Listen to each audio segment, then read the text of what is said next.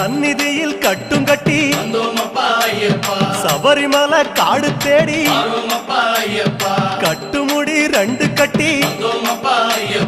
காந்தமலை ஜோதி காண சபரிமலை பயணந்தானப்பா சாமி வழி துணையா வந்து சேரப்பா சபரிமலை பயணந்தானப்பா